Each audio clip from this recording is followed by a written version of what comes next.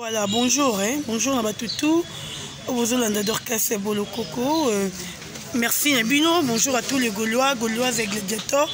Et puis le long on peut s'en botter moi mingi na bana wenge parce que ouais salami lelo et sali soni na pas ici. En tout cas bana wenge bo like vidéo, bo partager. Bah oh baza d'accord té na oh c'est passé lelo, en tout cas partagez vidéo s'il vous plaît, like vidéo parce que il y a des choses qu'on doit parler, on doit discuter avec le Nabana ya wenge to solo la ngom ke bana wenge na ndenga mabete. Oye salami pona bino ezanini. Parce que bino boze la arrivé à Weranson lobby mercredi. Mais lelo Weranson na ambassade na maison Schengen baboy ko pesa ye passeport na ebité. O to benga ngo ezali kozala mal organisé. Bo excusez nga. To eza nini. To luka peut-être tempo ya ko utiliser parce que non na mona likamba boete. Na monate. Weranson concert eza le 17 samedi. Lelo ne Weranson akende ambassade pour na kozwa ba visa ya ye na ba musicien no salamate. Non ne salamate. Comment ça veut dire que vous avez préparé concert mais vous avez ba visa te. Pour te dire que ba visa ba Schengen si ba pesa visa 3 mois 6 mois. Si ko bino vous avez nous visa te mais vous dit déjà qu'on préparer ba concert. Bon ça ici bana ba tu ba répétition. Bana ba tu ba répéter. Maintenant vous avez ta visa te da soni mama boy.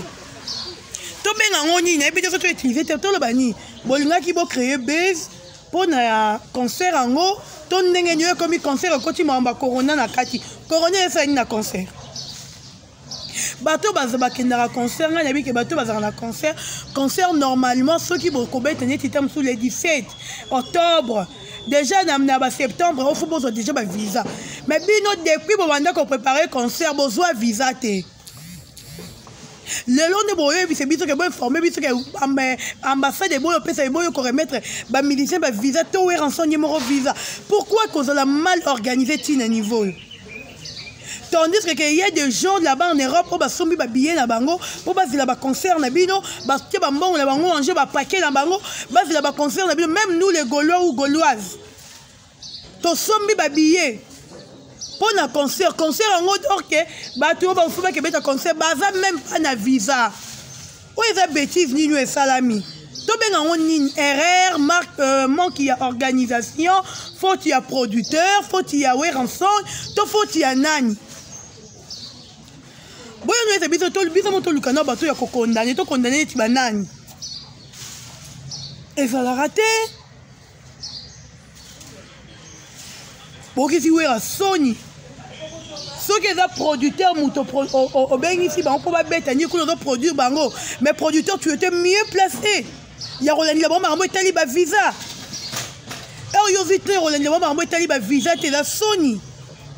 Et la Sony, ok, c'est Yangama Sony. Non, donc, toi, tu as un faute à Nani. Je vous demande, toi, Lucana, toi, tu as un faute à Nani. Faute, il y a Weranson, faute, il y a producteur, faute, il y a ambassadeur. Bon.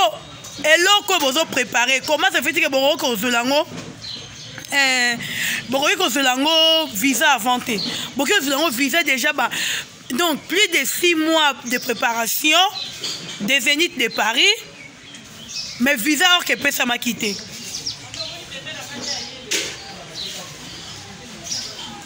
Et ça sonne, hein? Je crois que bon, vous avez mis ça, mais bimbakala, t'es pas ton solo. Merci.